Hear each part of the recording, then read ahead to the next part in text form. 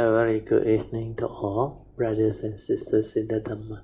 Today is the 11th June 2024, Tuesday class. So we will be continuing our sharing from this book, the wonderful Dhamma Lotus Sutra. We are at volume 4, chapter 3, Parables. This is based on the commentary by Master Hsuan. We are at page 574. Okay, as usual, let us compose our mind, develop the faith, Saddha, Virya, then mindfully we shall commence the Puja chanting. Namo 本师释迦牟尼佛 Namo 本师释迦牟尼佛 Namo 本师释迦牟尼佛 Namo 观世音菩萨 Namo 观世音菩萨 Namo 观世音菩萨 Namo 阿弥陀佛 Namo 阿弥陀佛 Namo 阿弥陀佛 Namo 阿弥勒佛 Namo 弥勒佛 Namo 弥勒佛 Namo 弥勒佛 Namo 普贤菩萨 Namo 普贤菩萨 Namo 普贤菩萨 Namo 地藏王菩萨 Namo 地藏王菩萨 Namo 地藏王菩萨 Namo 佛菩萨 Namo 佛菩萨 Namo 佛菩萨 Arahang Sama Sambuddho Bhagava Buddhang Bhagavantang Abhivademi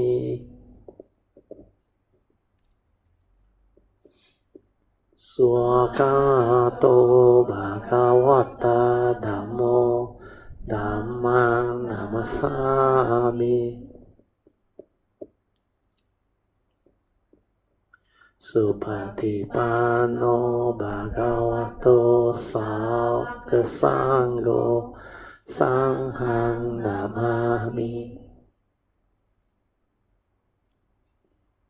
Namo Tassa Bhagavato Arahato Sama Sambuddhassa Namo Tassa Bhagavato Arahato Sama Sambuddhassa Namo Tassa Bhagavato Arahato Sama Sambuddhassa Buddhang Saranang Gacchami Dhammang Saranang Gacchami Sanghang Saranang Gacchami Dutiyampi Buddhang Saranang Gacchami Dutiyampi Dhammang Saranang Gacchami Dutiyampi Sanghang Saranang Gacchami Tatiyampi Buddhang Saranang Gacchami Tatiyampi Dhammang Saranang Gacchami Tatiyampi Sanghang Saranang Gacchami Panatipata Veramani Sikkhapada Samadhiyami Adinadana Veramani Sikkhapada Samadhiyami Kamesu Miccācara Veramani Sikkhapada Samadhiyami Musavada Veramani Sikkhapada Samadhiyami Surameraya Majapamadatthana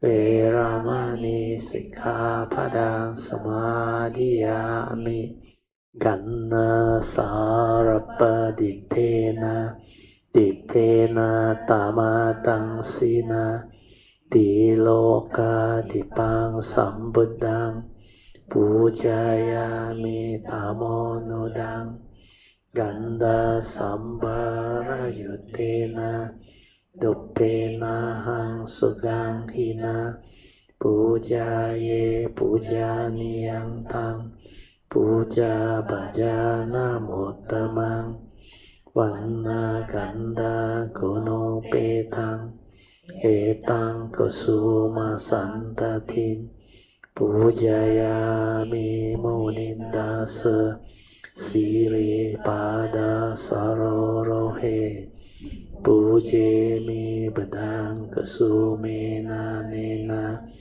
punnena matena cha hotu mokang, pupang milayati yata idang me, ayo tata yati snasabhavang, adivase tu no bante, paniyang parikapitang, anukampang upadaya, patikan hatu muttamang, adivase tu no bante, pale parikapitang, anukampang upadaya, patikan hatu muttamang, adivase tu no bante, bojanang parikapitang, anukampang upadaya, patikan hatu muttamang. Now we will chant the Puja aspiration based on our understanding of the significance of all these Puja offerings. Significance of offering of light. May this offering of light to the Buddha brings forth the causes and conditions to illuminate our mind and help arise the needed clarity and understanding or ignorance therein. Significance of offering of water. May this offering of pure, clear, cool water lead us to the pure, clear Dhamma that cools and doses of the fires of all defilements of our mind. Significance of offering of incense. May our morality, virtue, and understanding shine forth far and wide, just like the fragrance of this incense, which we are offering to the Blessed One, who is perfect in wisdom and virtue. Significance of offering of fruits.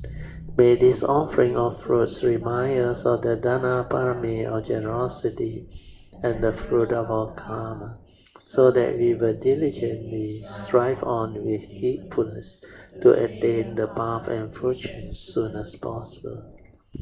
Significance of offering of flowers.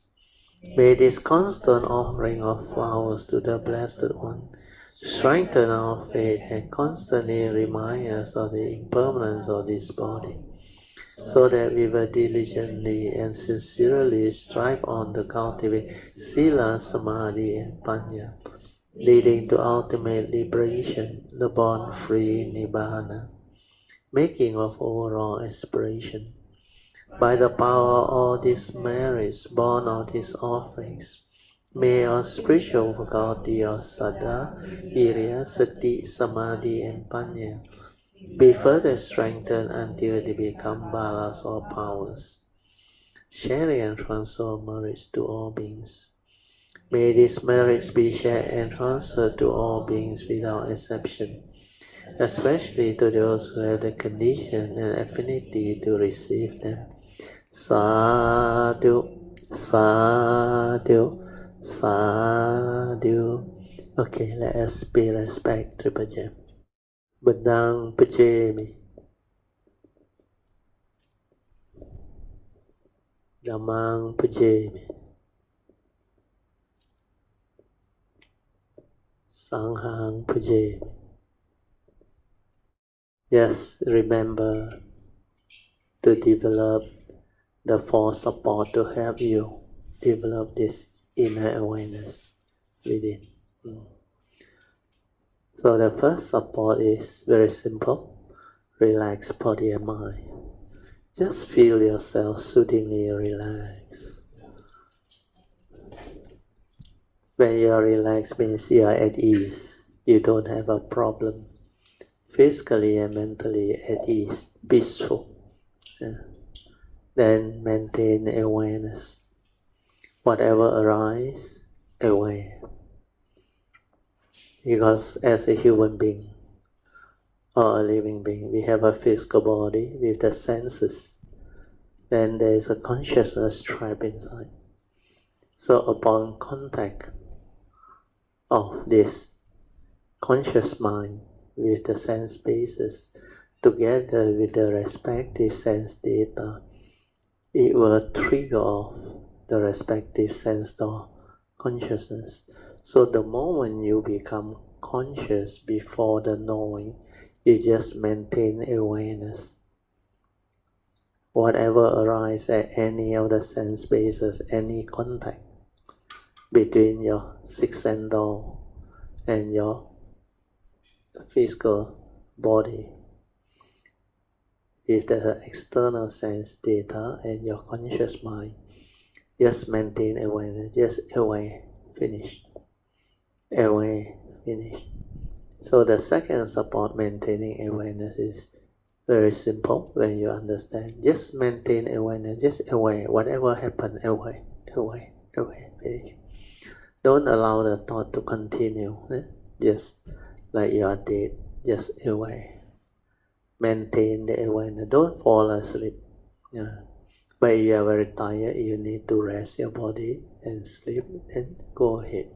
But after that, when you are already recuperated or fresh, then maintain awareness. Then after that, the third support is stabilize the awareness. Means continue to let it develop the ability to be aware, so that the mind will settle down and become very quiet, very still. So this one is the training to decondition your heedless thinking, your habitual tendency, so that your mind develop a new understanding, to be mindful, to be heedful, to be just aware. Then after that, you just allow that mind to stabilize. Always remember our true mind before the thought arises, before the thinking arises.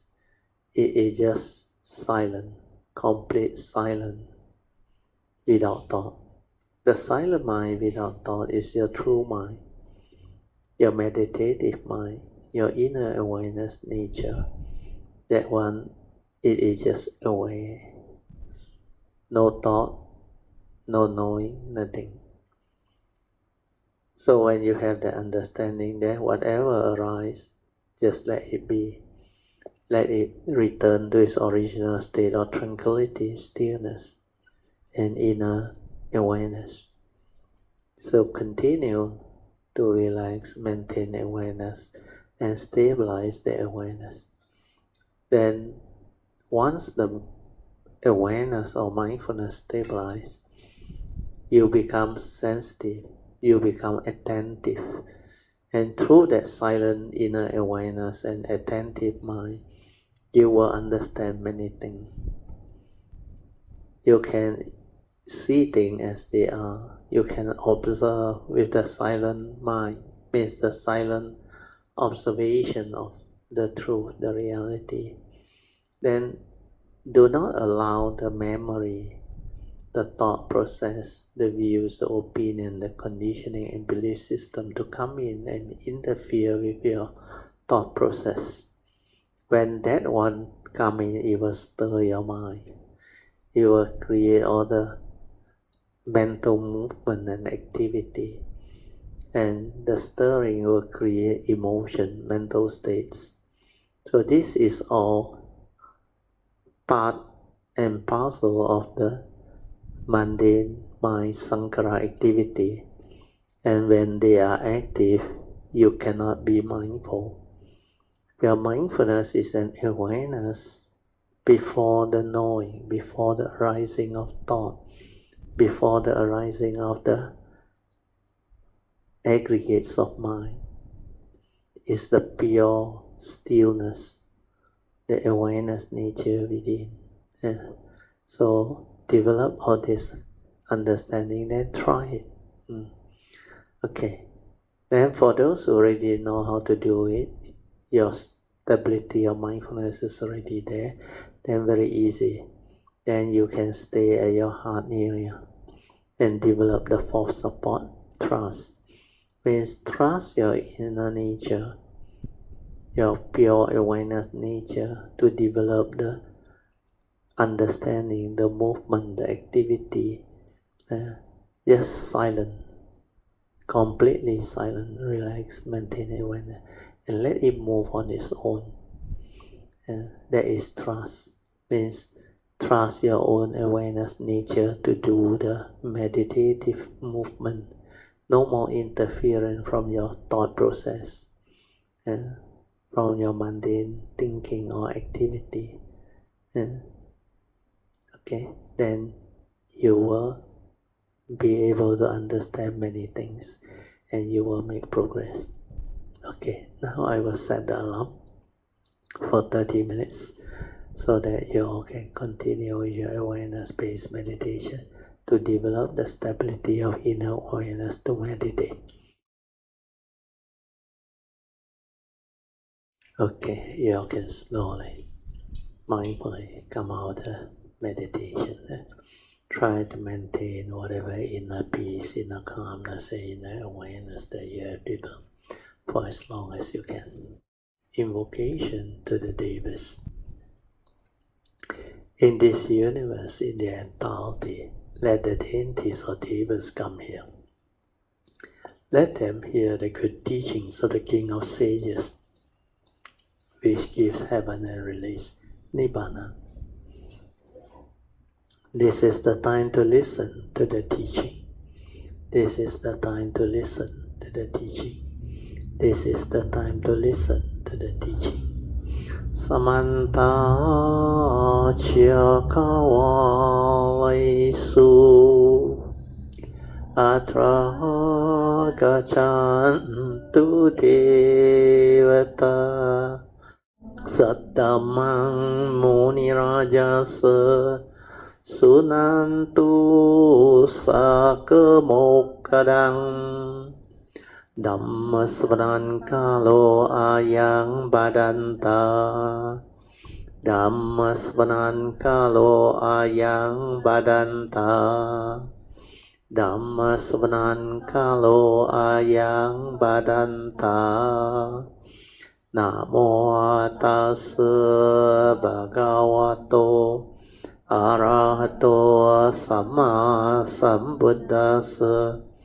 Namo tassa bhagavato arahato samma sambuddhassa. Namo tassa bhagavato arahato samma sambuddhassa. Iti peso bhagava arahang samma sambuddho. Vijja charana sampanno sugato lokavidu. Anuttaro purisa dhamma sarati. Satta deva manusanang buddho bhagavati. Swakato bhagavata dhammo. Sanditiko akaliko ehipaseko opanaiko pacayatang veditapo venohiti. Supatipano bhagavato sāvaka sangho. Ujupatipano bhagavato sāvaka sangho. Nyāyapatipano bhagavato sāvaka sangho. Samicipatipano bhagavato sāvaka sangho. Yadidang cattari purisa yukani atta purisa pugala Esa bhagavato savaka sangho ahuneyo pahuneyo dakineyo anjali karaniyo anutarang punyang ketang lokasati. Sadhu, sadhu, sadhu. Okay, you all can be seated. Now we'll continue from where we stopped. Turn to page 574. Those in need of study and those beyond study alike believe they were liberated from the views of self-existence and non-existent and so forth, and declare that they have attained Nibbana. Nirvana. So that is the sutta part. So here, those in need of study means those who are still training to develop the sainthood way. If you have not completed the arahantaship realization, then you are still in need of study. And the other one is beyond study. So the Pali word is Seka and Aseka. Then we go to the commentaries. This was Sariputta's word. Those in need of study and those beyond study believe that they have freed themselves from the views of self, existence and non-existence. The view of existence refers to the view of externalism. The view of non-existence refers to the view of annihilatism. They said that they regard themselves as having attained Nirvana. Then the sutta continues. Yet now, in the presence of the world-honored one, hearing what they have never heard before, they fall prey to doubt and confusion again. Means the commentary say, when they heard this wonderful Dhamma that they have never heard before, they felt as if they have fallen into a great pit of doubt and confusion. They were muddled and could not understand. That's why at the stage of the sainthood way, you may think you already free your mind, liberated, no more avijja, no more rebirth. Then you thought you have understood. At that level, yes.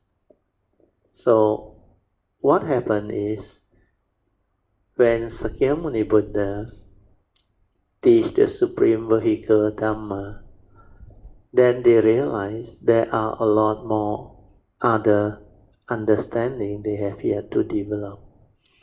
So at the sainthood way, like I explained earlier on, to cultivate the sainthood way, you only need to sever the 10 fetters that bind living beings to samsara.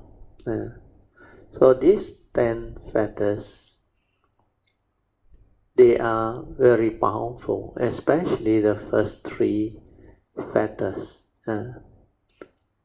So to break the first 3 fetters is to give rise to the initial awakening, the realization of the Sotapannashi, or the first stage of sainthood, where you break the first 3 fetters. You are no longer deluded by it. So the first fetters is Sakkayaditthi, self-delusion. So once you awaken to that, then you come to a realization that this form and mind of ours is not a permanent, unchanging entity. There is no self within.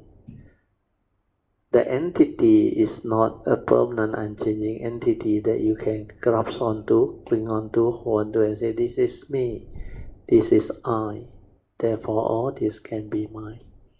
no such thing. So once they see that, then they develop fairly profound understanding. And then because of that, the second fetters also will be broken.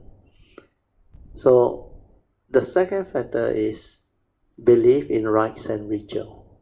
So once you break that one, then you will not believe all those things that people say.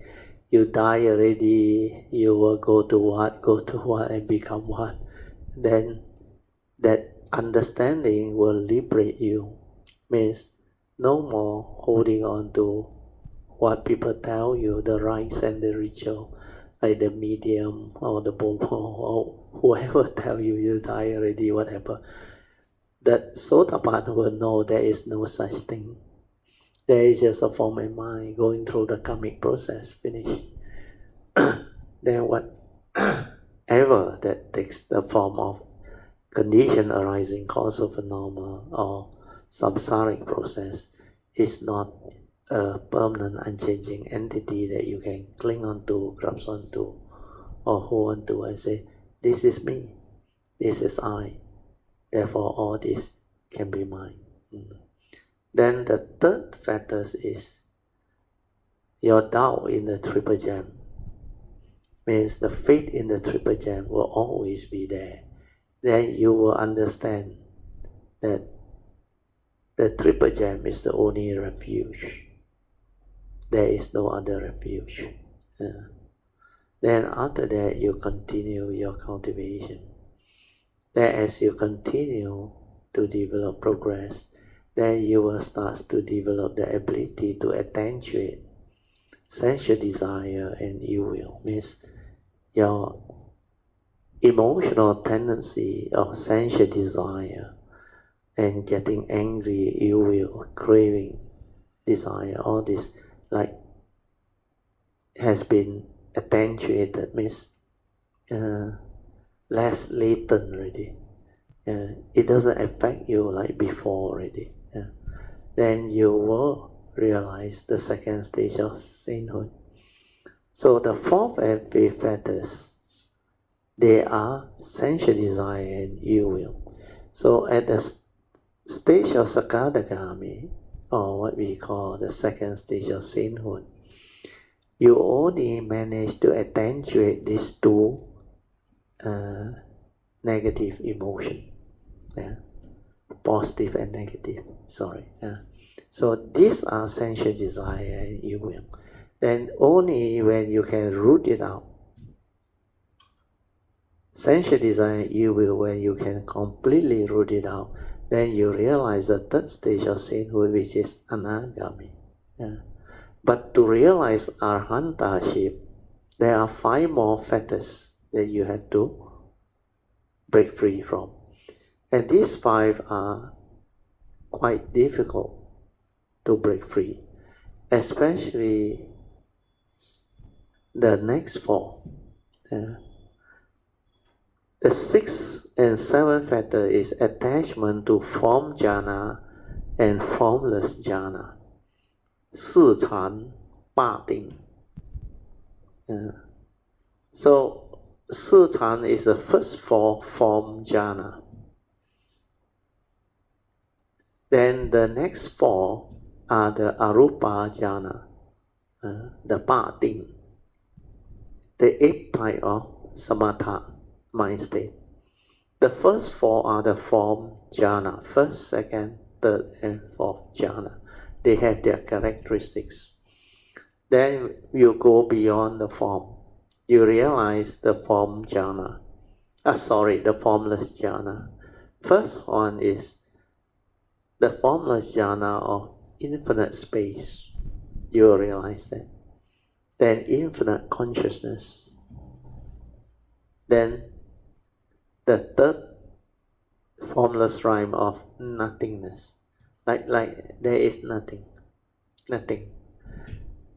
Then you go up, the final rhyme, the most subtle. The formless rhyme of neither perception or non-perception means you neither exist or don't exist, because the mind is so fine. You neither perceive or non-perceived. That's why they live there very long. Their formless arupa mind state are so fine. And to many of these cultivators, they thought this is eternal life, enlightenment. That's why when you are stuck there, these are fetters. So the 6 and 7 fetters, attachment to form jhana and formless jhana, they can be very, very powerful.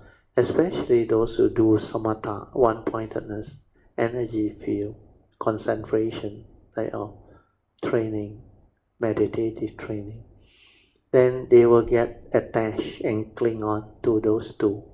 That's why those that are trapped at the jhana level, they cannot free, they cannot go beyond.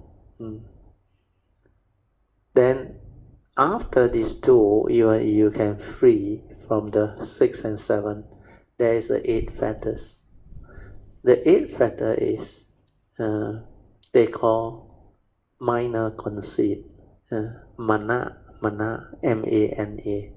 Like when you have realized like some progress, you think you're already different. You think, oh, people still trapped at the Puthujjana level, the heedless level, non-enlightened level. So you tend to have this minor conceit. You think you are better than people. And that minor conceit is a fetter. That is the subtle ego. It can trap you. So that 8 fetter, which is mana, minor conceit, is also not easy to break. Then there is this 9 fetter, which is restlessness of mind. For no reason, even at that level, you can still develop restlessness of your mind. For no reason will become restless. Sometimes it's a test, sometimes it's a karmic thing. It will come, and you don't know what is happening. That's why you read a biography of some of the well-practiced monk or well-trained monk. Even Ajahn Mahabowa, in his biography, he wrote about it. How when he trained his mind until the mindfulness is so stable, and throughout the day he mindful aware, then after many years or a period, suddenly for no reason one day the mind become very wow. He become restless and he couldn't do anything to it. He used his mantra, Butto, Butto, Butto, nothing worked. That's why finally he realized this is not the way to free. The way to liberation of mind is wisdom. Nothing else but wisdom. It's not to focus, concentrate and fix the mind and experience fantastic mind state. No. So this restlessness of mind, the 9 fetters, happen to many cultivators. And sometimes it comes as a test you may not know. So it creates doubt. And you start to doubt what happened. How come like that? Especially those who do jhana. Then when they age, as they become more elderly, approaching 80s and beyond, then they realize the physical body is not like before. They cannot focus and concentrate and develop the jhana like before. Then they realize a lot of things that they used to be in that state of calm, tranquil, still energy state, because it's all supported by the jhanic factors and the jhanic energy field, and especially those in the formless rhyme.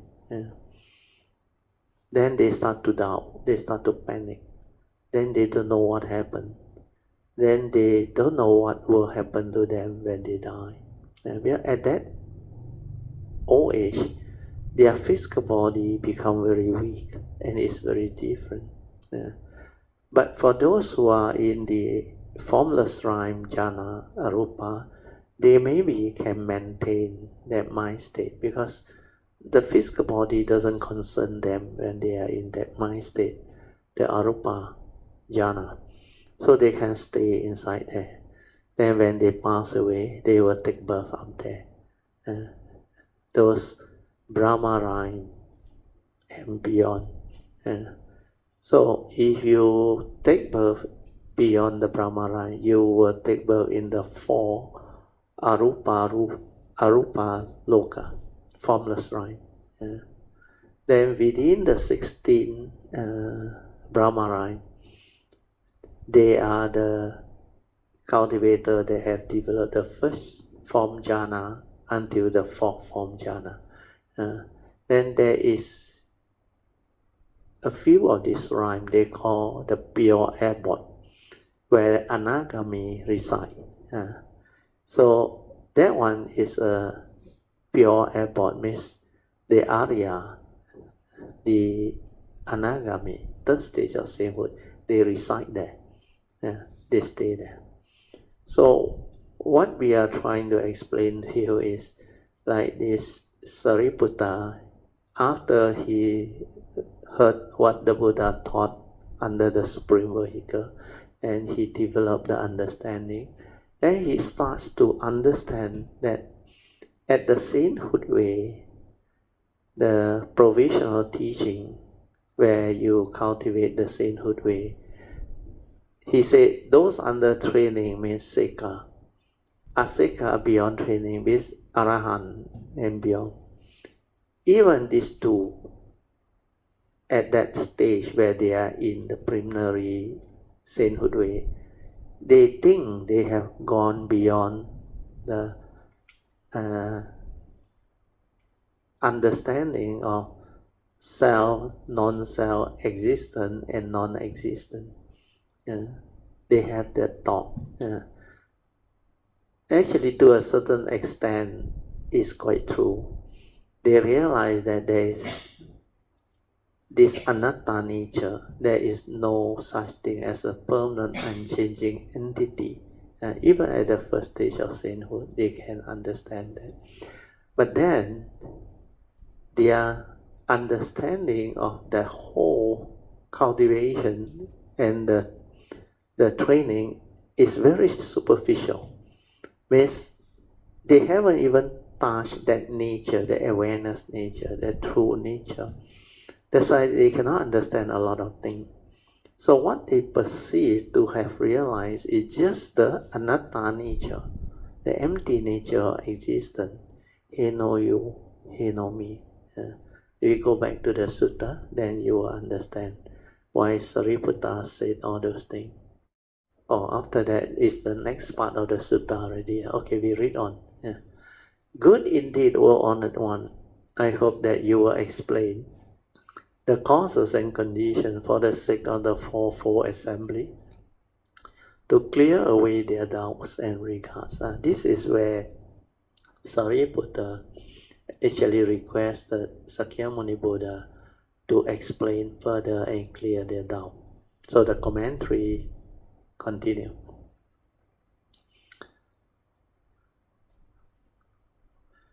So the commentary say, good indeed, will honored one, means to the Buddha. I hope that you will explain the causes and conditions for the sake of the fourfold assembly to clear away their doubt and regrets. So the well-honored one has been most kind to me, Sariputta said. We respect and revere you the most. Please explain the causes and conditions for the sake of the fourfold assembly of bhikkhus, bhikkhuni, upasika, and upasakas. So these are the fourfold assembly: bhikkhu, bhikkhuni, upasaka, and upasika. Then the question is why? Because it would dispel the doubt of all in the assembly. Please compassionately explain to us what we do not understand. Although Sariputta no longer have any doubt, he knew that many in the fourfold assembly still did not understood or understand. Therefore, he requested the Dhamma on behalf of the fourfold assembly. then timely teaching, dedicating the merits for former president and others. So this one is Xuanhua's commentary. He explained earlier on. So now is a more detailed explanation of what they did on that day. So former President Eisenhower has left the world. May he pass away. He is the President of United States. I think he is a very good president. Also, we have recently recited Sutta for Dr. Yu Tianxi, one of the lecture halls Dharma protector, and another Dharma protector called Tang, as well as others who have left the world. Eisenhower was a two-term president of the United States who benefited America in many ways. Since we are living in America, we should dedicate merits to him, so that he may hear the Buddha Dharma soon and realize Buddhahood quickly. He did not hear the Buddha Dharma in this life, but perhaps he can in his next life. If we dedicate merits to him sincerely, there will certainly be an efficacious response. At the same time, we will recite the Buddha's name for Dr. Yu Tianyu and all the other Dharma protectors of this hall, so that they can leave suffering and attain bliss. Next Saturday is Kuan Yin Bodhisattva's birthday. In the Chinese tradition or custom, everyone likes to bow to the Buddha on that day. Next Sunday, we will still bow to the great compassionate repentant at 8 o'clock in the morning and again in the afternoon. On Saturday, the Dhamma lecture on Earth-Store Bodhisattva will be here in the lecture hall, and the great compassionate repentant will be held afterwards. If you want to bow the repentant ones, you can bow during that time. If you want to bow to a repentant twice, you can continue bowing after the lecture. On this day, bowing in repentance and reciting Kuan Yin Bodhisattva's name yields merits that is several thousand million times greater than that done on ordinary day. Everyone should know this. So this is what Xuanhua commentary explanation is. Then every night in the lecture hall, we will do the 5-minute Buddha recitation for the late President Eisenhower and the lecture hall's Dharma protectors. Tomorrow we will set out 1 month-long plan for them in the merits and virtual hall to take them across. We will also invite them to the Sutta lecture.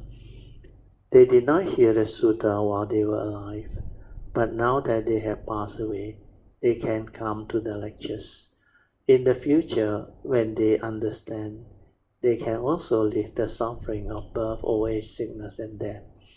Tuesday is the anniversary of Sakyamuni Buddha. So Buddha's entering Parinibbana. Go up. Oh, Sakyamuni Buddha. Anniversary of Sakyamuni Buddha's Parinibbana. So everyone should recite Namo Pen Si释迦牟尼佛a few more times that day.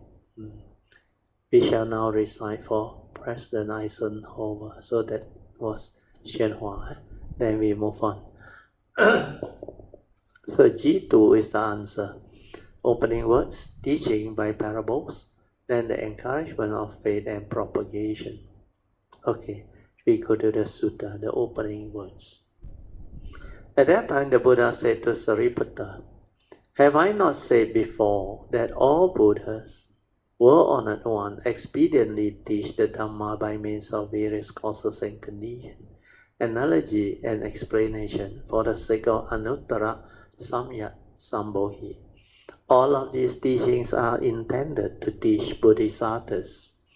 However, Sariputta, I shall now make use of a parable to elaborate on my meaning.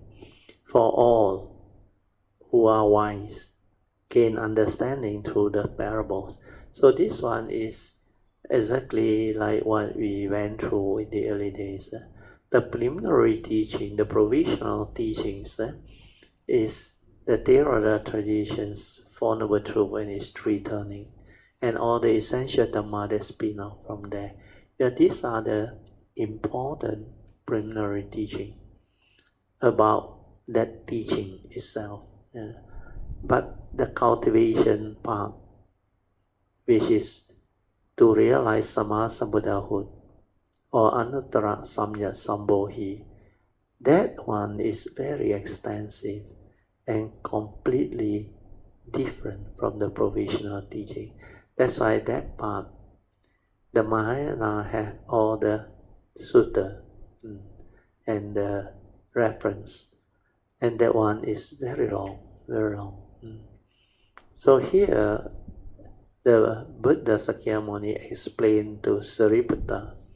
He said, "Have I not said before that all Buddhas, world-honored one, expediently teach the Dhamma by means of various causes and conditions, analogies and explanation, for the sake of the supreme vehicle leading to the realization of Anuttara Samyat Sambodhi, means Sama Sambuddhahood.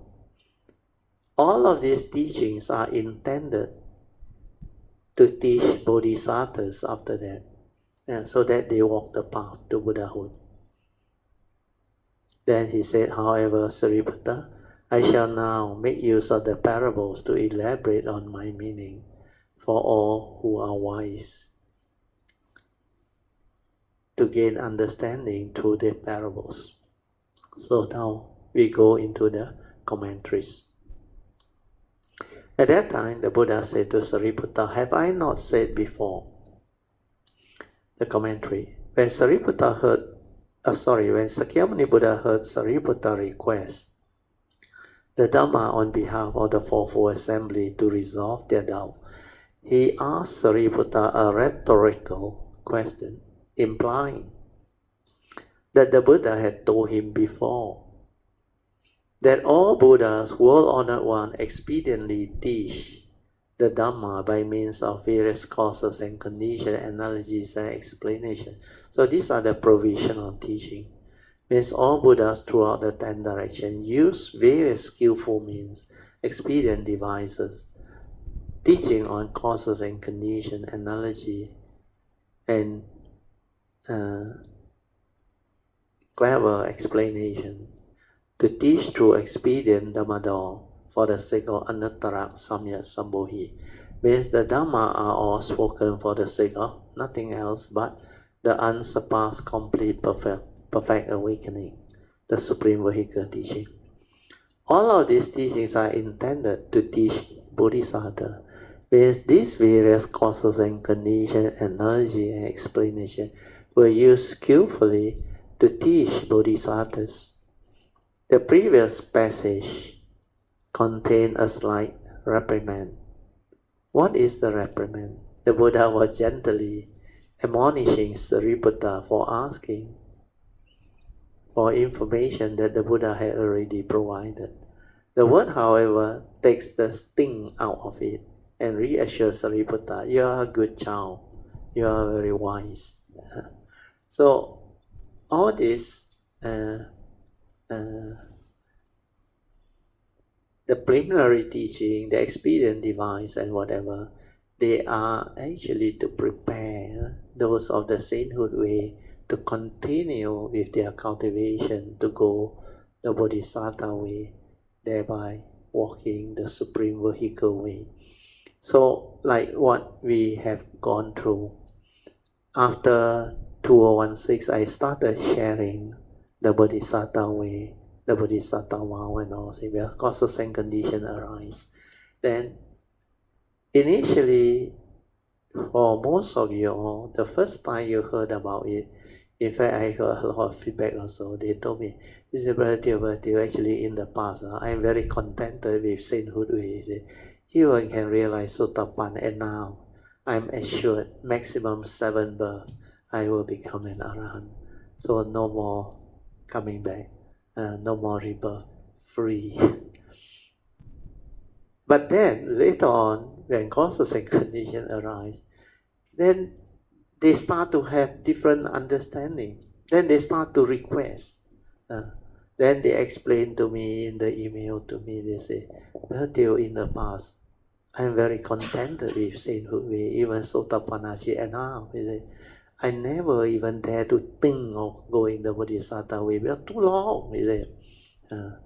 The supreme vehicle way to become Sammasambuddha. He said, I don't have such faith and vow. He said, I cannot go that way. But then later on, things change.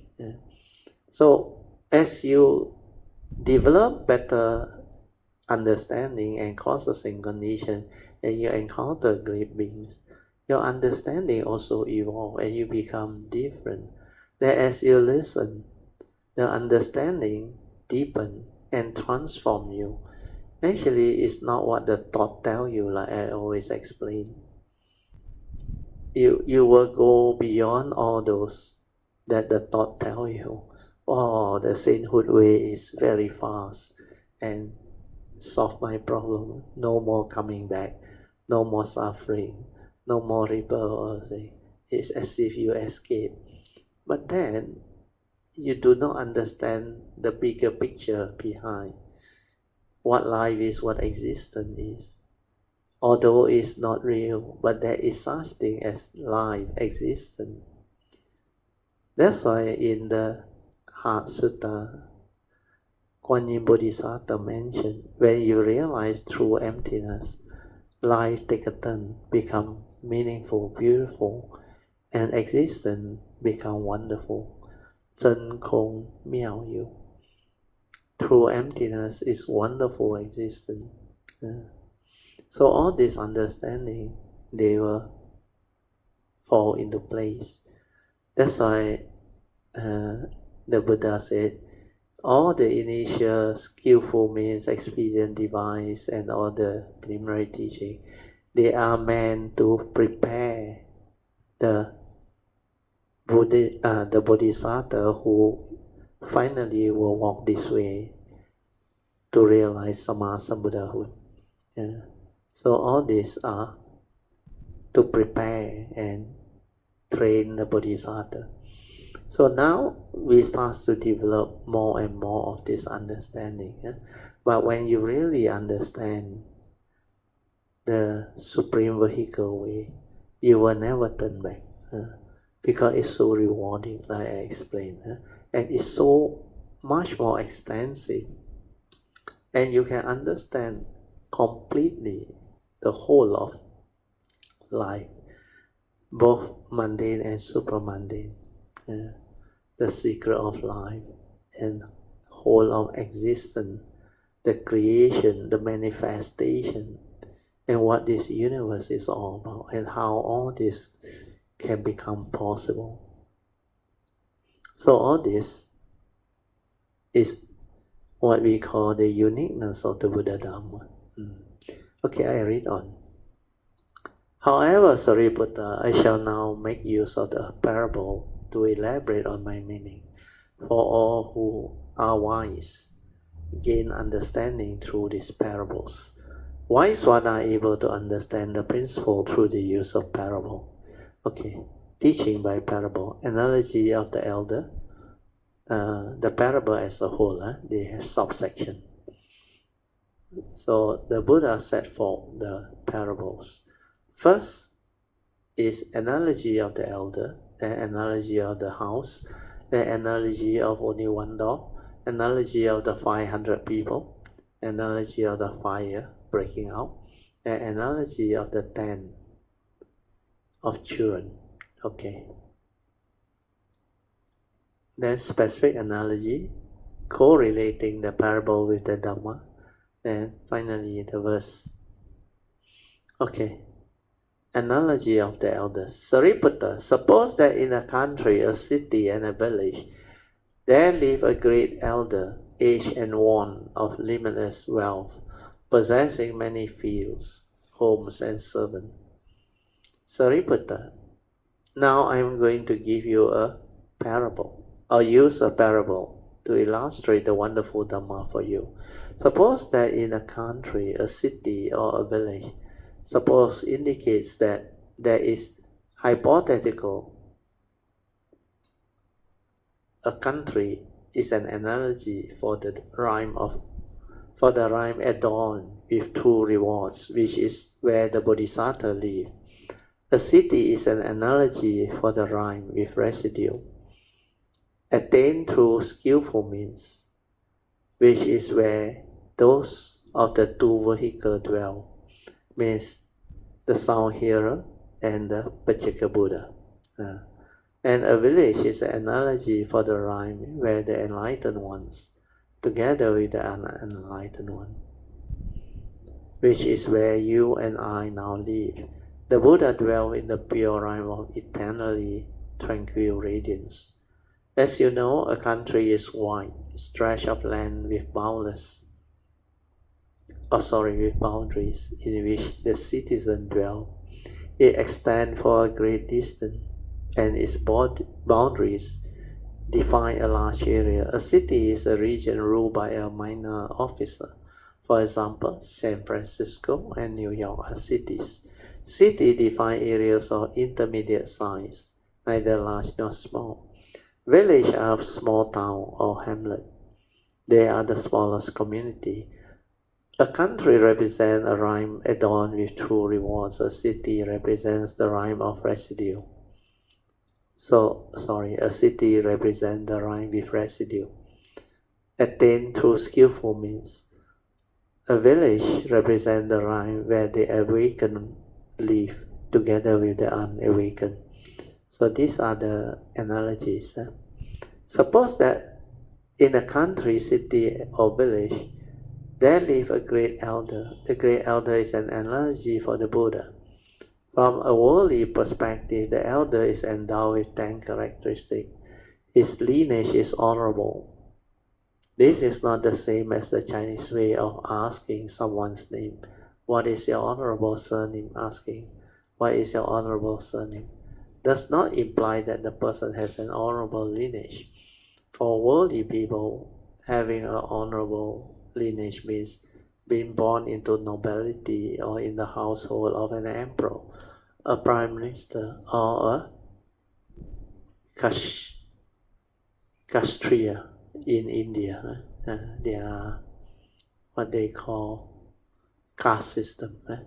One born in the family of an emperor can become an emperor in the future. One born in the family of a duke can become a duke. Then the second special quality is he is of lofty position. The elder is in a particular high position, being for instance a prime minister or perhaps a great general who rules the whole country. He has great wealth. He is extremely wealthy. Most people have houses stocked with rice or grain. But his storehouses are filled with gold. He is all-inspiring courage.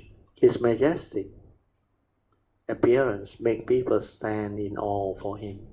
Although he has never struck, scolded, or killed anyone, everyone who sees him is still intimidated by him. Courage means bravery. He is dignified and solemn, like a great general in full military array, who looks very powerful. One knows not how many people he has killed. He is also like a policeman who is big and tall. Seeing him, the citizen dare not transgress the law. He is awe-inspiring and courageous. However, some people find policemen most annoying. Why? They think policemen make things very inconvenient for them. Number 5, his wisdom is profound. His wisdom is unsurpassed, extremely deep and far-reaching. All things are to him as clear as if in the palm of his hand. Nothing can fool his deep wisdom. His mind encompasses all our existence.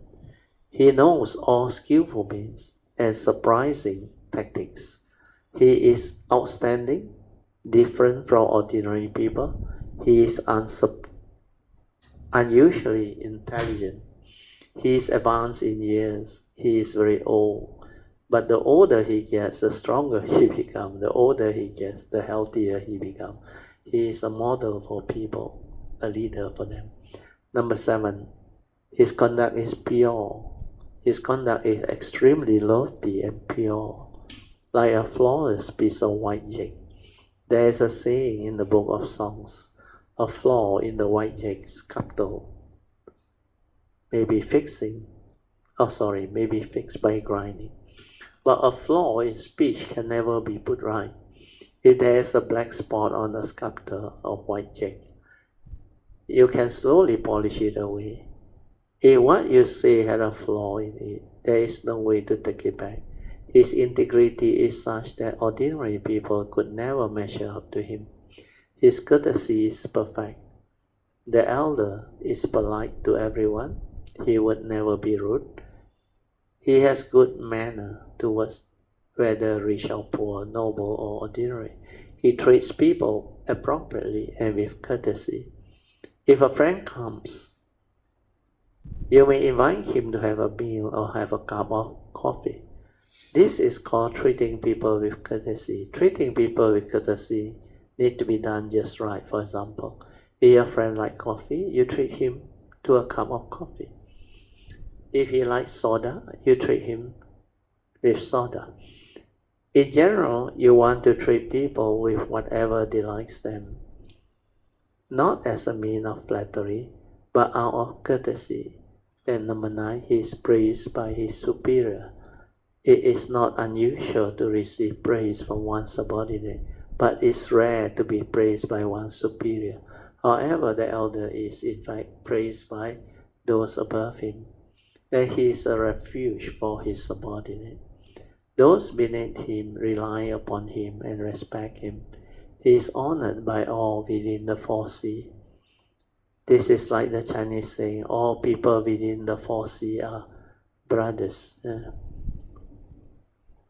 All people within the 4 seas come to support him. He is like the king supported by his subject, or the president supported by his people. He is respected by all within the 4 seas. So the Chinese like to use the word 四海, means the 4 seas surrounding. In this analogy, the elder represents Sakyamuni Buddha. The 10 characteristics of the elder are referred to the 10 virtues of the Buddha. So his lineage is honorable. These are repeated. Just now was the old man. Oh, this is the Buddha himself. Okay. So his lineage is honorable means the Buddha is born from true suchness, which is the absolute reality throughout the 3 periods of time. Therefore, his lineage is honorable. The 3 periods of time are the past, present, and future. True suchness is also called the Tathagata Gaba. Absolute reality refers to the essence of things. He is of lofty position means the Buddha cultivated merits and virtues to the point of perfection. He realized the path and became a Buddha. He became known by the 10 noble title. Means actually supposed to be the 9 great virtues, but here the Mahayana put as 10. Tathagata, 1 worthy of offering, 1 of right and universal knowledge, 1 of perfect clarity and conduct, Sugata, no other world, unsurpassed, 1 subduing and regulating hero, teacher of man and God, the Buddha and the world honored one. He has great wealth. The Buddha has great wealth, consists of the Dhamma, which is the greatest asset, and the mind right virtue that he has perfected. Number 4, he has all-inspiring courage. The Buddha has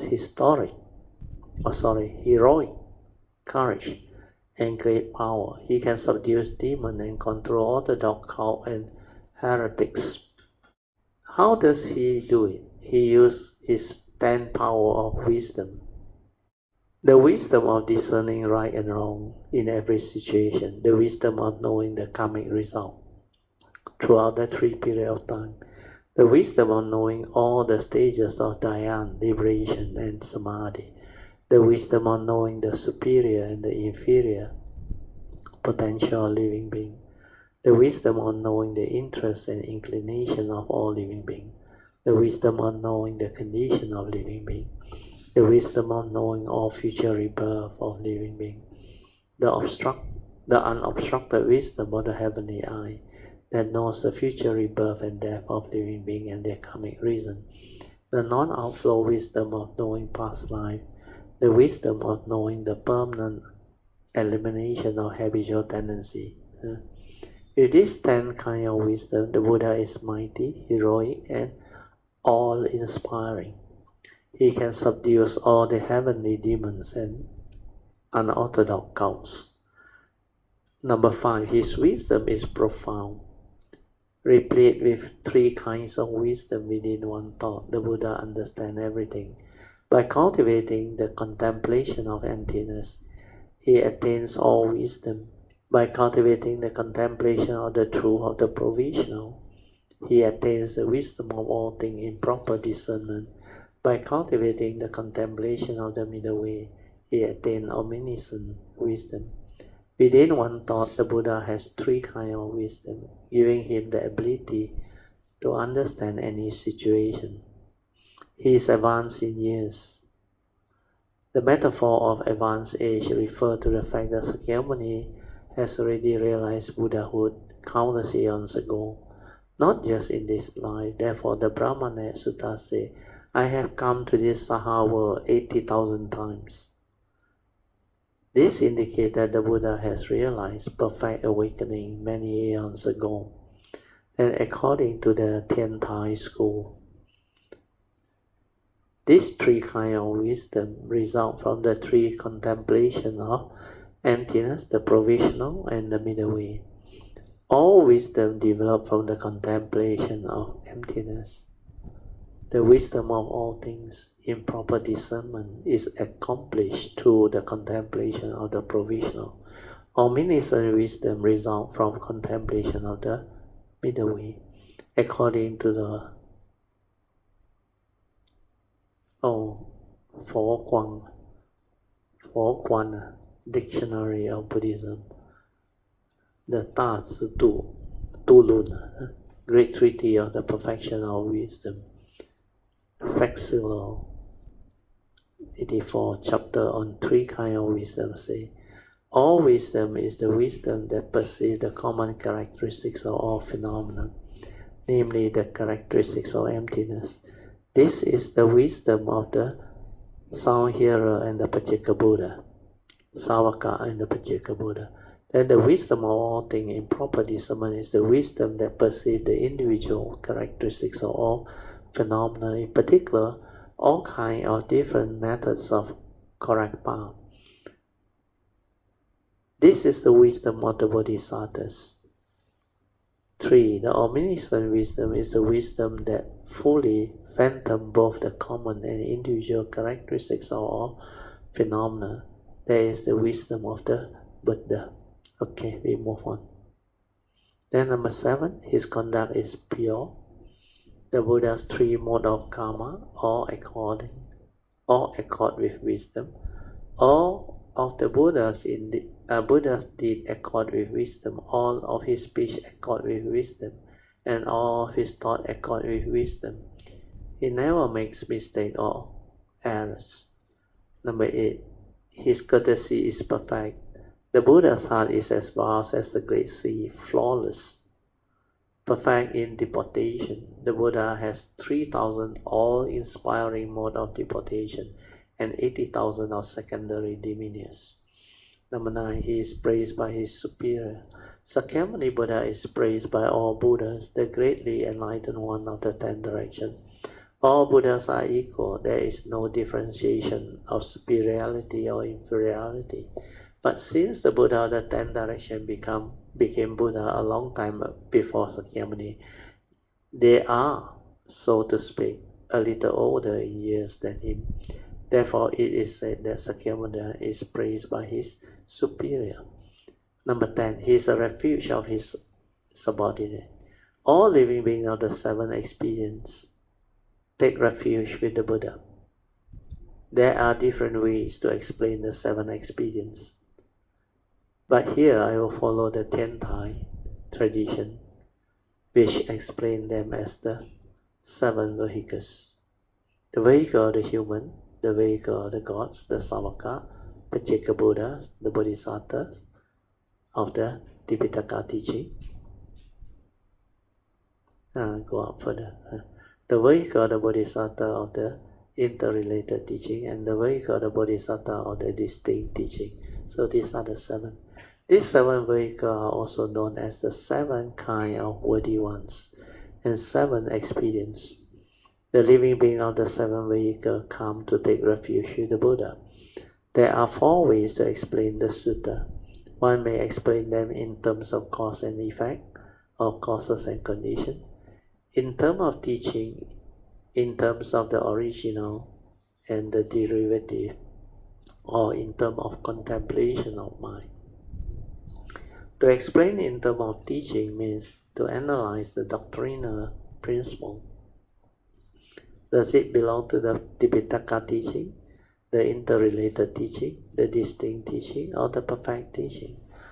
One may also explain sutta in terms of the original and the derivative.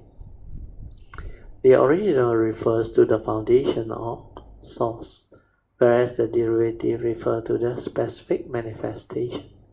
There is also the method of contemplation of the mind. Each passage of the sutta text should be explained in these 4 different ways. However, if we did that with every passage, it would take too long. The 10 characteristics of an elder has already been explained in terms of causes and conditions. I will now explain them in terms of contemplation of mind. What's the time now? Oh, I think we will end here. So we mark this page. The 10 virtues do not go beyond a single thought. Okay, I will mark this page. Okay, we are at page 584. Okay, so now we come back to the second session, which is meditation reporting, followed by whatever question you may have regarding the teaching, the meditation, and how to apply what you have learned to help you understand life and live life. Okay. Good evening, brothers. Yes. Mrs. Teo and all brothers and sisters in the Dharma. Maybe I just share a little bit of the Utai San that would be experience. Good. Yes. So I would like to take this opportunity to thank Brother Teo for leading us to the Utai San. It is such a wonderful experience. And I'm glad that I have made the wise decision to join the trip actually. Sadhu. Beside the good accommodation, good food, and a lot of experiences. Throughout the trip, actually, this trip I find that the whole trip I find I'm very peaceful. Sadhu. I didn't even remember my home. Sadhu. So in one of the temple, the temple that we met the abbot.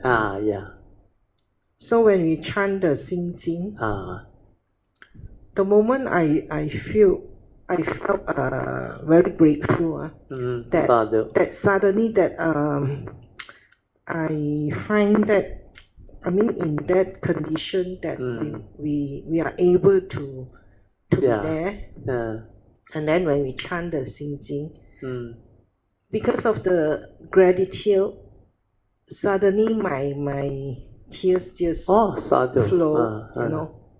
So halfway through the chanting, I couldn't continue with the chanting. Sadhu, yeah. So that is the experience. Sadhu. Other than that, I think the whole trip I felt very peaceful. Yeah. In fact, most Kaya Metta felt very peaceful, very spiritually, like very happy, and a lot of faith, a lot of joy. Then everything like fall into place. Then many Kaya Metta, I think you have your own, what I should say, rewarding experiences.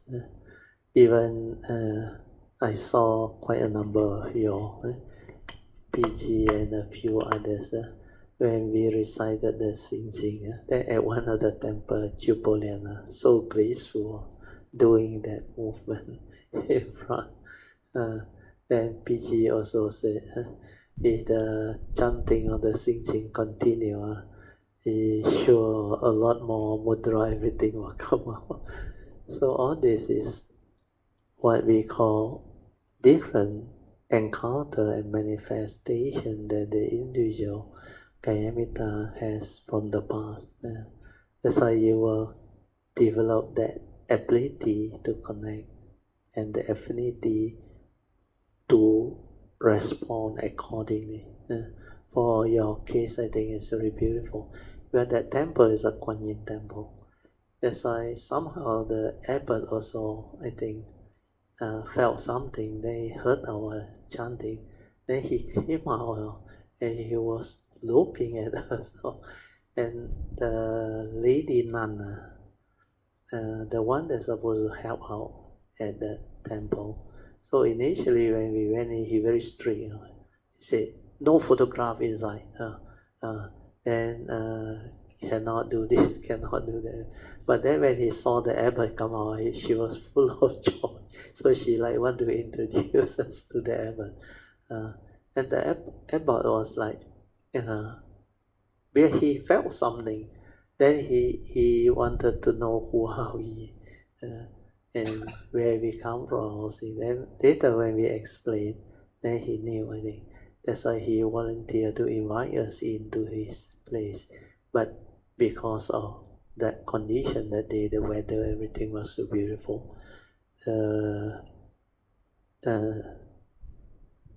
Causes and condition is such, then he decided to explain to us how that way place or temple started. Because he asked us, is this the first time have we come to his temple before? We said no.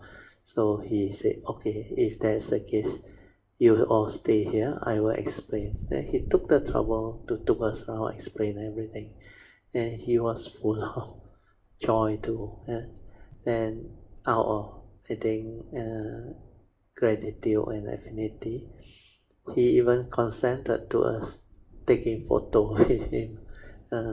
Then we also develop affinity because we also not only make donation to the temple, but we also, I think, make donation and offering to him to develop affinity, 结跟师父结一个缘. So all this, they manifest on their own, and it became possible only after our itinerary shift because of the weather and all those things. And it's meant to be. That's why that day was so conducive, and all the temple that we not supposed to visit that day, supposed to be 3 days later, we have no choice but to visit them on that day. And the weather, everything was so conducive, as if it's meant to be. Most of the way place we went is the Kuan Yin way place. And Kuan Yin like that type of weather, misty, cooling, chill, then a little bit of drizzle, light misty drizzle. And these are the appropriate what we call setting that the Kuan Yin way place is to be. So that's why those few temples that we visit that day was beautiful.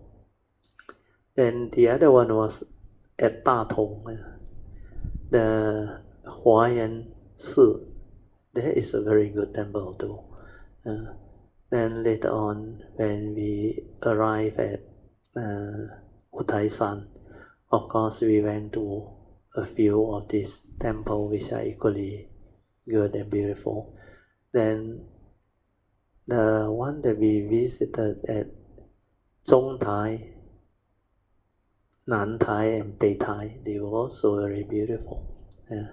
Then also I think quite a number of Kayamita, especially Song they are at Da Lo Ting, the 1080 steps that we walk up. Then the other one is the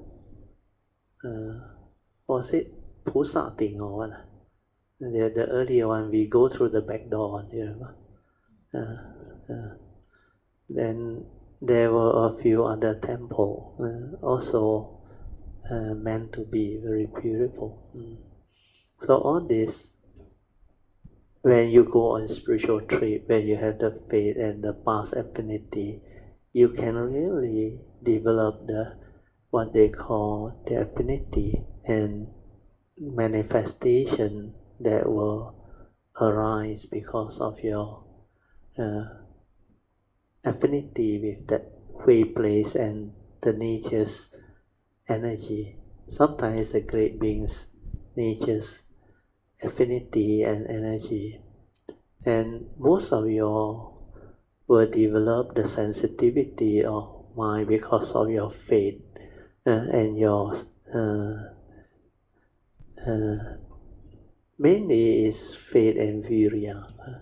Then the manifestation that actually manifests and give you further faith. Then through our Dhamma discussion, after I explain, then after other Kayamita also chip in to share, then you understand how the spiritual trip can become what it is, the collective consciousness and all those great beings, nature, and that way place, Dhamma protector and nature, they are like meant to be. In fact, before we go, I think they all already know, and a lot of things is happening. That's why the sign all arise, and they are so beautiful, meant to be. And most of us, almost every one of us, we benefited so much. You all may not know until when the whole trip finish, you come back, then how inside move and transform. In fact, my daughter also went through Pamasri Day also. You're very tired, but you sleep very well. A lot of energy inside, a lot of vibration. Then you just relax. Then it starts to stabilize. Even myself, when I was there, I realized there are a lot of cultivators and beings. They draw from my nature, but very strange. The more they draw, the more powerful this nature is. And it's like everything inside there opening and moving, activating, and it's like full of joy, like radiating for the cultivator of the way and those who need them. Even you all will draw from it when we travel together. That's why at the spiritual trip, the retreat or what, when we stay together, the collective consciousness together with the great beings, nature's environments, energy, and Dhamma protectors and whatever, all this, they play their role, and the collective consciousness is very powerful, especially at Sampo Temple. Even Tangjia, they all, and the nuns, they do all the chanting and the vibration. They are very beautiful, and they created that setting. Where every day they chant, and they do a lot of Fa Hui throughout the year and all those things. And the founder of that temple is very good, the first abbot. That way place is very unique one. That's why the first time I went there, I remember in the early 80s, I can sense that place is different. Then in 1989, I had a 5-day retreat there. Then my nature connect. That's why I knew after that, when I came out to share, one day Hsuan was asking where to conduct the retreat. Well, the first retreat we had was Fraser's Hill. His the place he worked, that company, I think Samdabi, they have a they call it resort, holiday home at Fraser's Hill. So Hsuan, before he retired, he booked for us. So we had a 3-day, 2-night weekend retreat there. And everybody was so happy, so excited. Then they wanted another one. But Hsuan said, I retire already. So no place. Then I reflected on that. I go to Sampo Temple. That is the best. So we tried. Somehow we managed to get the Tangjia to agree. We don't have even an organization, nothing. Then he said, you must write in officially, he said, with a letterhead. We all got no organization, no letterhead. So Hsuan told me, he said, never mind. He said, I talked to Brother Jim. Brother Jim is the president. He said, SJPA, we borrow. That's how it all started. So for the first few years, we used that letterhead. Then later on, Pamasuri came to know that printer. So we asked the printer, can help create a letterhead for us? He said, can.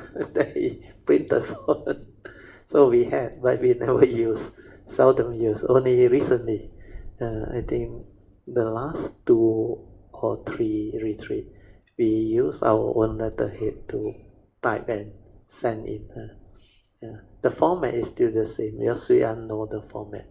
Except now we call it Brother Teo's For Yu Hui, Kayamitas.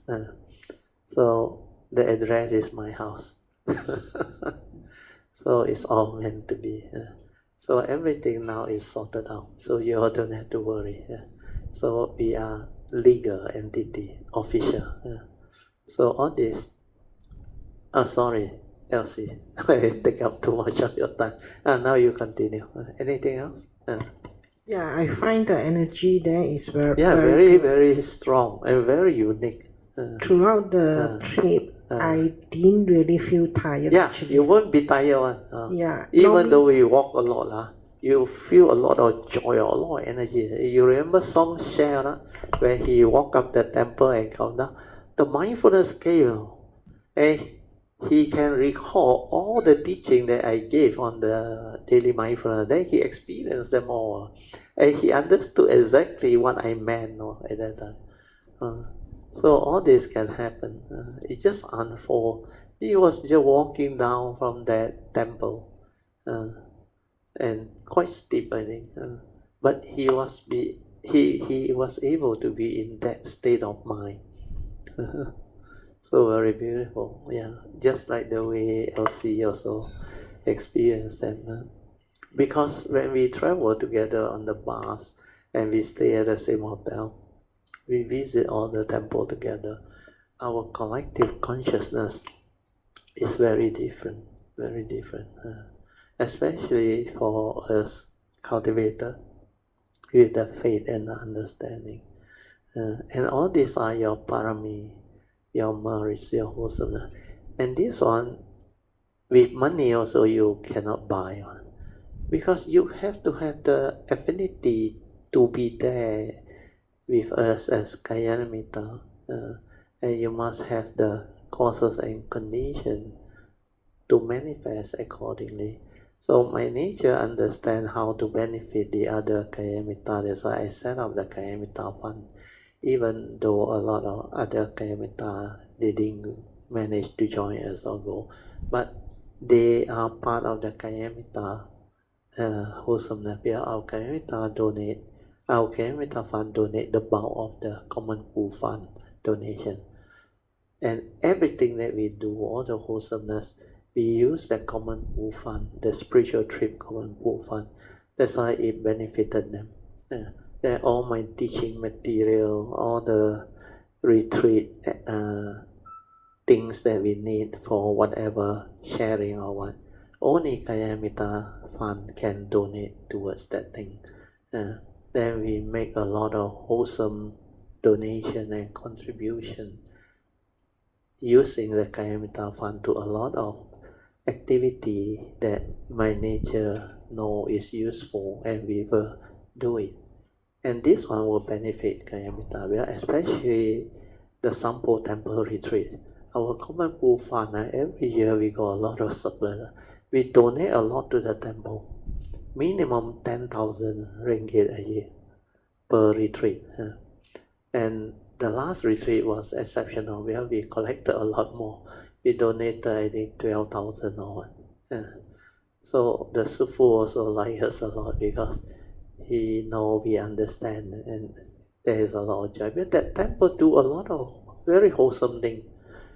You just imagine, they opened up last time, allow people to hold retreat there, and whoever who undergo the retreat there, if just one out of the many in a year that can progress and realize the Dhamma, there is enough wholesomeness to go around already. Then on top of that, we donate to the whole temple and the monastery for their monks' need and all those things, the temple maintenance, and our accommodation, our hot water, electricity, all free. They don't charge us, they only charge us for the meal, which is so cheap. I think initially it was $6 a meal. Then now we voluntarily increase it to $8 so that it can at least cover their expense or what. So even $8 a meal, one day, let's say you take 3 meals, $24 only. Then you multiply by 8 days or 9 days, about 200 ringgit like that. Then we collect 380. The bus fare is very expensive. This year around, the bus fare is going to increase. But diesel price just went up. So Engby is supposed to liaise with the bus driver. The bus driver already sound out to her. He said now with the petrol going up like that, he has to adjust for the fuel cost. So we hope to get about 30 plus people this time around. If we can get 30 plus people, then it won't eat too much into our budget, because the bus journey up one way, I think it will cost us at least 2,000 or 2,000 plus, because without the increase is 1,700 per trip up, per trip down. So maybe we go up to 2,000 or 2,000 plus a bit. If we have about 40 of us, we can still budget 100 ringgit per person. Then it's still within our budget, I think. But if it's not, then I think no problem, because our Kayamita Fund will top it up. So all this, we already have the buffalo and the cushion, so you don't have to worry about all these things. But actually, you look at it, you stay there 8 days, then the meal is for, normally we stay there 9 days. You divide by 380, it's less than 50 ringgit a day. You stay somewhere near the resort area there, it's not even enough to cover you on the lodging part. But this one is food and lodging with hot water, a very conducive environment setting and weather and room condition. That's why the retreat place is fantastic. So you have the affinity, the condition to be there, you will reap a lot of wholesomeness. And the chanting that they do every day, when you donate towards that temple, is very wholesome now. And that temple, that way place, can benefit a lot of people with all the activity they do. The the annual, you call what, they are chanting. The Padmasuri every time help them to raise the fund one. Some of Lian Huang, Lian Wang Bao Chan, and on top of that is the Kuan Yin birthday, all those things also they do. Then they have their every day 3 times, the morning, afternoon, and evening chanting. That one, the vibration are very good one. And that whole place, the vibration, they have actually developed it until it's so beautiful. That's why they have all this Surangama chanting, and all those things. Sometimes they put the you call what, bracelet and all those things. Then they put there for a few months of the chanting. And after that, they give it to people as blessing.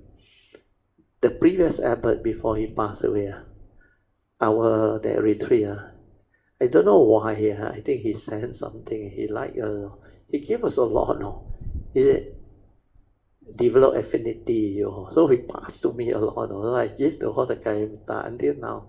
I think I still have a few left. So all this is like meant to be.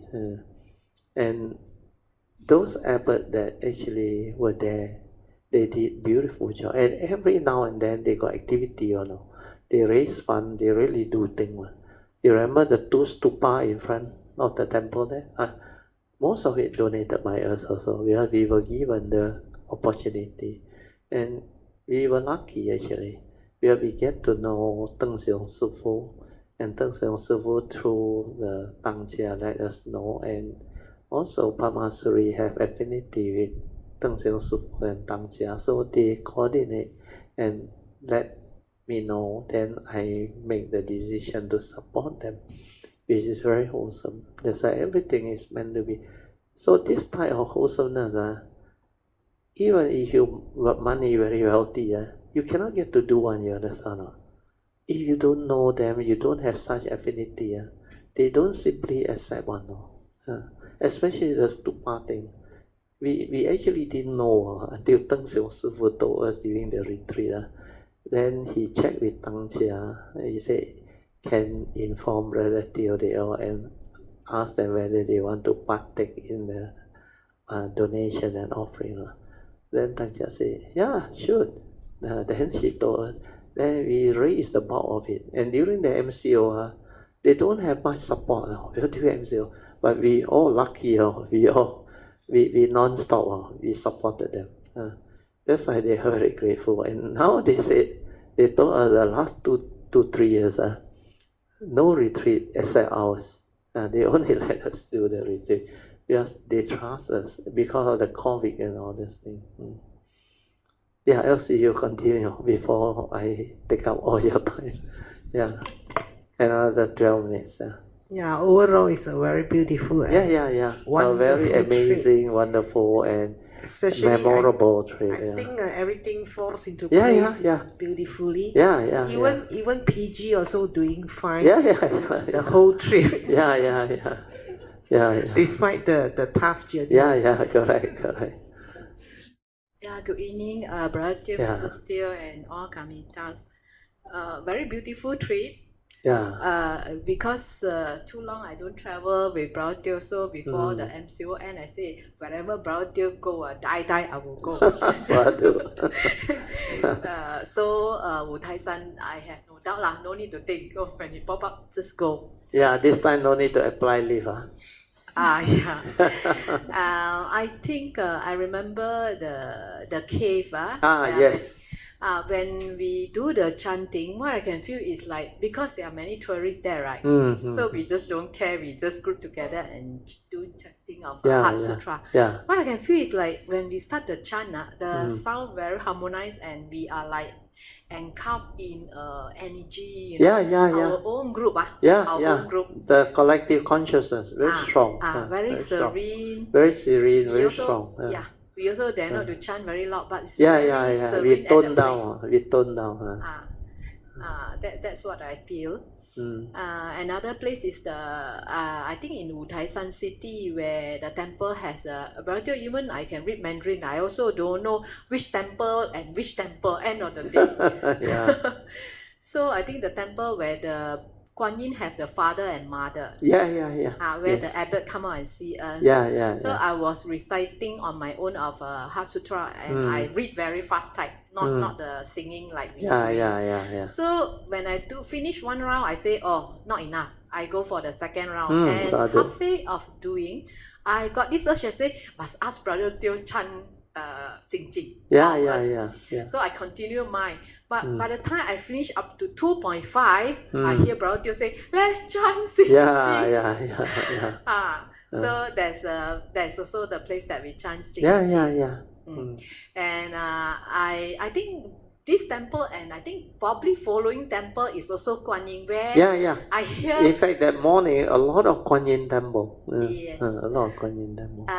This one I don't know is Papa and Mama. I only know the Kuan Yin. The Kuan Yin is looking far straight out. So the next temple, I think I was behind Brother Teo. I heard Brother Teo say, "Wow, this Kuan Yin very serene, Zhuang Guan." And this time, this Kuan Yin is looking down to people who bow to him or her. This is also where we chant the Sing Jing also. This is where PG performs. So I remember these two temples, and overall, I think our trip we are very well pampered. Very well pampered. Hotel, food, it's like emperor dinner and lunch. Yes. And the hotel, especially the Thai, very nice hotel. The hotel was beautiful. Then even Tatong also not bad. Beijing one also not bad. The Wutaisan one, I think what we had was the best there already. We have 4 nights there. What I missed, because I follow Brother Teo to Putuasan. So what I missed for this Putuasan. So what I missed for Wutaisan is I felt that it's like it would be much wonderful if we have 2-3 hours of meditation in maybe one of the temples around you. That will really make us absorb into the serenity of Wutaisan. In fact, the best place to have is Zhongtai. The Zhongtai area, the energy, stillness. The moment I walk in, I just silent. Immediately that nature surface. Very strong, the vibration. A lot of relics there. And the great beings, nature's energy there is very strong. That's why that day the weather pattern all very unique. Bright blue sky, clear sky, no wind at the altitude. Fantastic. Even the monk that was so surprised attend to us, he also make a very good comment. He said, your group, he said, no wonder the weather today is so special. He said, 很神奇. He said, 没有风 then everything is so still. Then the cloud formation, the nature, the very blue sky, really blue one, and clear. Then the temple we place with the relics, everything. You walk in, you can feel them, you can sense them, and it's so strong. And he take the trouble to took us around and advise us to go to the 500 Arahant there and tell us they all got relics on.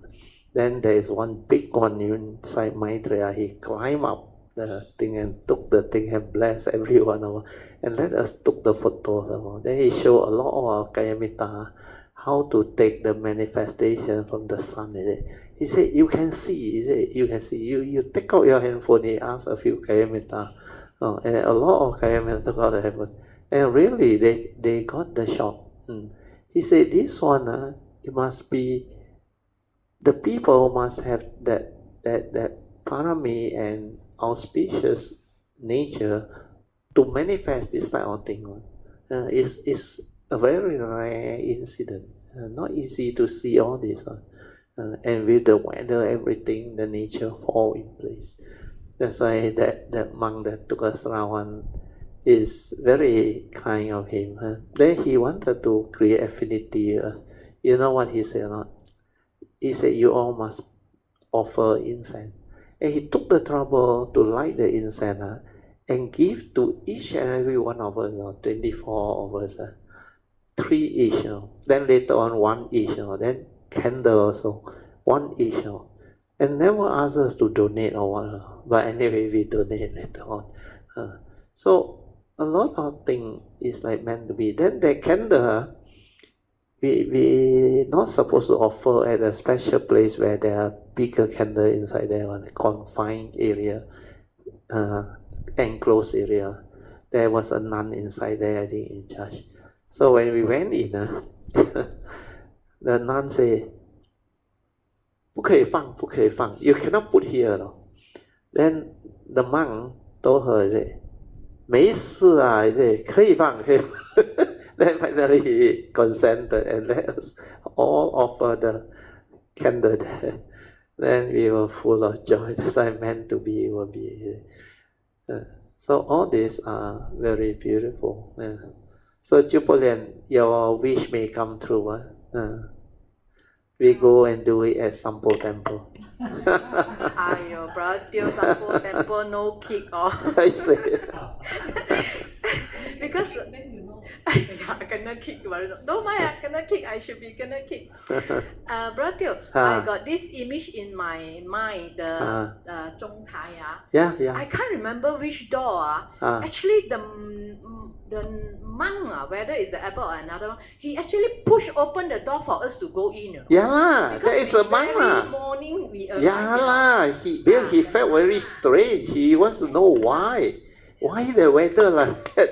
Hey, he opened up, but he saw us. He asked us where are we from. Then Linda said, from Malaysia. Oh, is it? No wonder 那个天气这么神奇. So everything just started and unfold because of that. And we also lucky, the driver that took us up, normally their routine is they go to Nantai first, then only they go to the Zhong Tai one. But he say we swap. We go Zhong Tai first, then only we go Nantai. Then we arrive them early, actually. But when we arrive there, actually there are some car there already, I think, somewhere. But the group from our 2 van, we went up that time, that area, they don't know how to move around. Only we know how to move around. That's why that monk came out. Then because when I was there, I can feel that stillness already. Then a lot of things happen. That's why I walk straight up and then I look around. Then a lot of you are busy going toilet, I think. Then by the time we gather, that monk noticed us. Then I went in also, we talked to him. Then I look at him. I remember 15 years ago when I was there. That was the monk I talked to. He was there. He was the only monk then. That time that temple not developed until like that. That time was very simple. That temple was very simple. I think they just want to rebuild it that time. So everything that is meant to be will be. Poh Lian, you continue another few minutes. Yeah, actually in this temple I remember he also sent us off, Yeah. One of the place he stand there and then we 一隻跟住出 he stand beside that. He actually he like us. He like us. Take us, receive us and send us off. He can sense our group is different. Then he give you a sweet, you remember? Then inside there, the 500 Arahant there is this, I think, Earth Store Bodhisattva, the image there, the Rupang there. Very nice.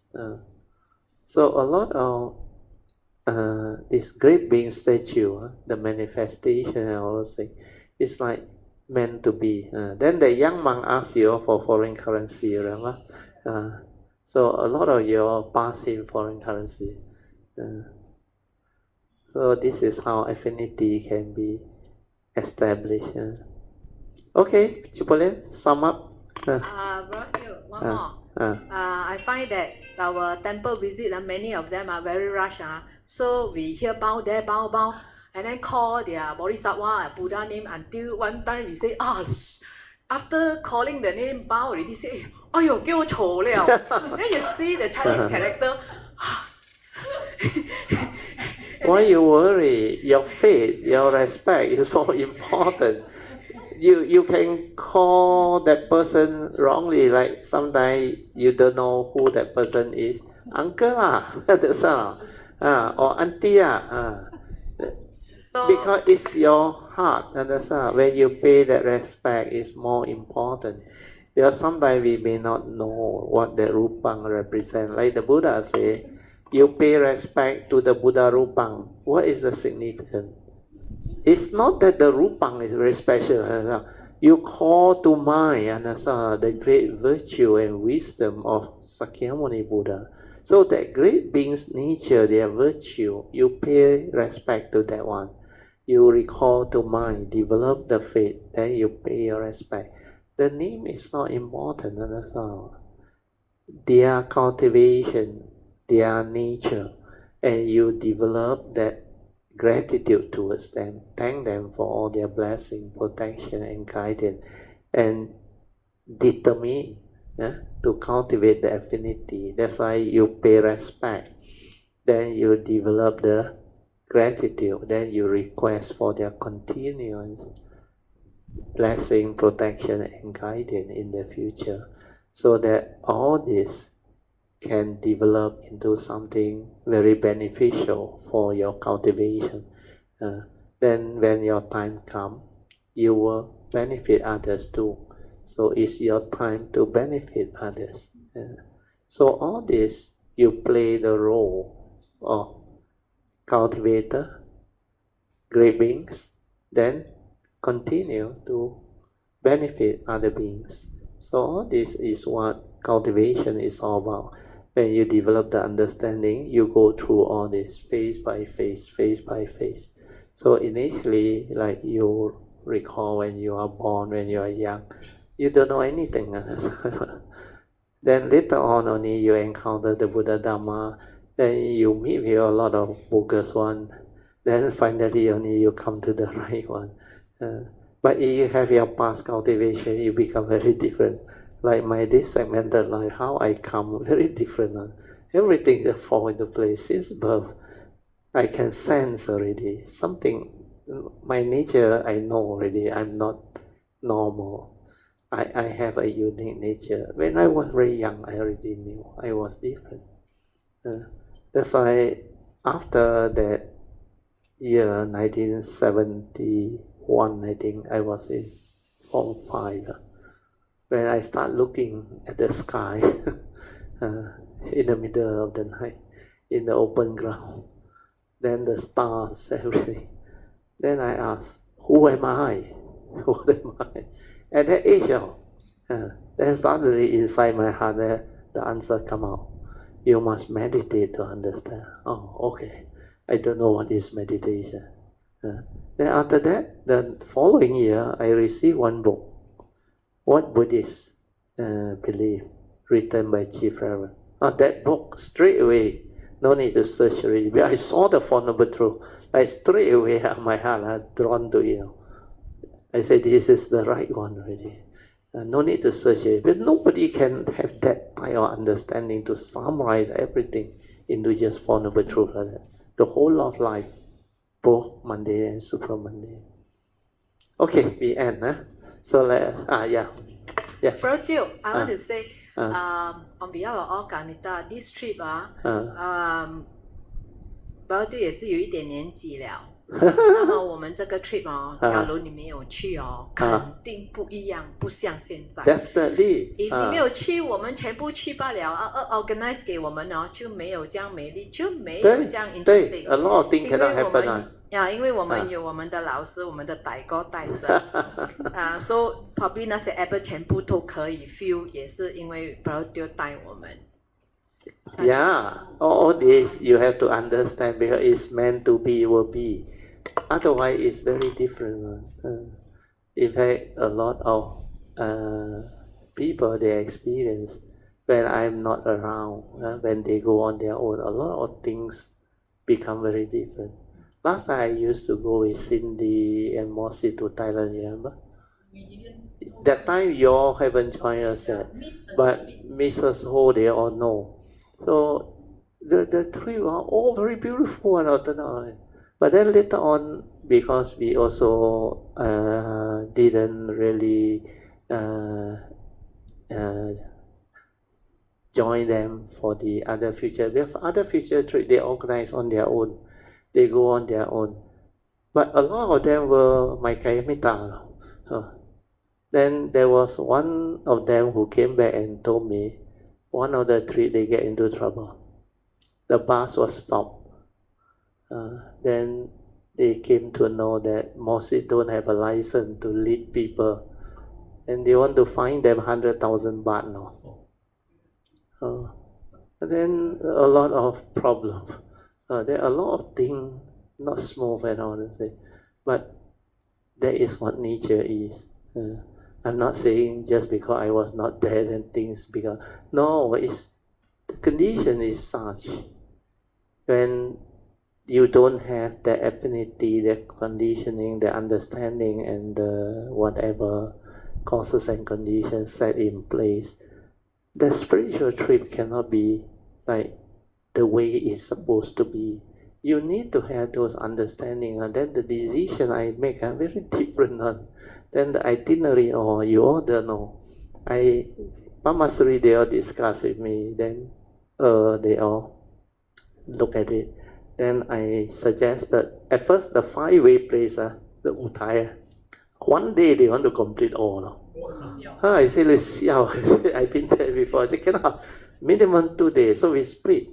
Then they want to visit every place. The main one is the Uthai. Break into 2 days, then the rest not so important. Then only the routine become like that. Then the Huayan, I say only the important temple. No need to go to all. So a lot of things. Then in between we make decision on, like that day the rain. They come and talk to me. The van cannot go up. So the tour company last minute tell Linda, 没得上了今天. So she got to do that half an hour decision to switch the program. Then I said, 没事, don't worry. I said, meant to be. I said, 改, whatever need to bring forward. Then 那个舞台 shift. Then the weather, everything fall into place. The Uthaya, that 2 days had to be really sunny and bright. Then after that morning, rain until cannot go out. Then the moment they say, okay, change the itinerary, can go already, then the rain also slow down.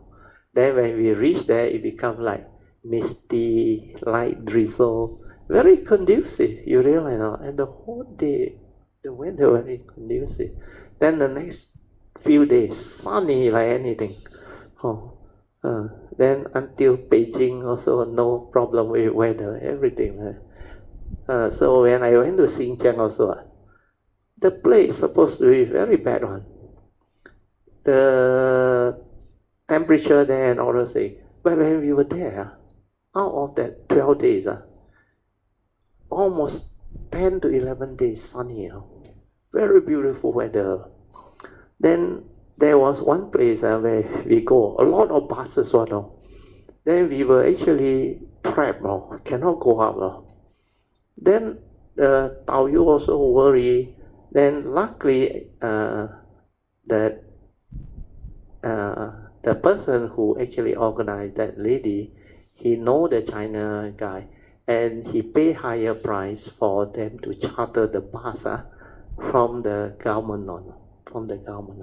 So because we charter from the government, we were given the special order to overtake a lot of bus and go in all the way until inside there and in time for the lunch.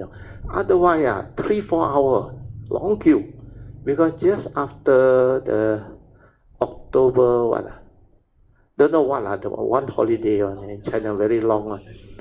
Then what happened was, after we came out that day, you know what happened? The news came out. The whole area snow. the bus going all cannot come out. Everybody stuck there. That's it. Oh. And I also told us that after we left Uttaisan, Nantai, it was snowing. Beitai. Beitai, sorry, Beitai. Hail.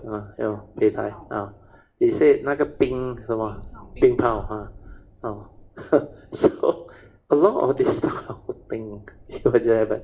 Then the other three also, when we were in Shanghai, want to fly back already. So that day the flight take off. By the time before we reach KL, that whole Shanghai storm, no flight cannot take off. A lot of this type of thing, just like my daughter go and climb mountain after the earthquake and all those things. So a lot of things you must have the understanding, the faith and the parami. Then take care of karma, take care of mind, take care of your cultivation. All this will protect you. The Dhamma protector protect the cultivator of the way. So all this we need to have the understanding. Okay, we have to end. Sadhu. So let us share merit and transfer merit. Akasata cha bumata devanaga mahindika punyang tang anumoditwa chirang rakhantu lokasasana ittavata jamihi sampadan punya sampadan sabbe deva anumodantu sabba sampati siddhya idang me nyatidang hotu sukita hontu nyatayo idang me nyatidang hotu sukita hontu nyatayo idang me nyatidang hotu sukita hontu nyatayo devo vasatu kalina sasu sampati hetu cha to bhavatu loko cha Raja bhavatu dhammiko imina punyang kamena mame bala satang samagamo hotu yawa nivana patiya sadhu.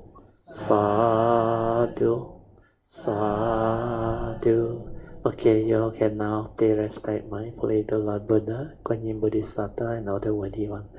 Then we end. Sadhu.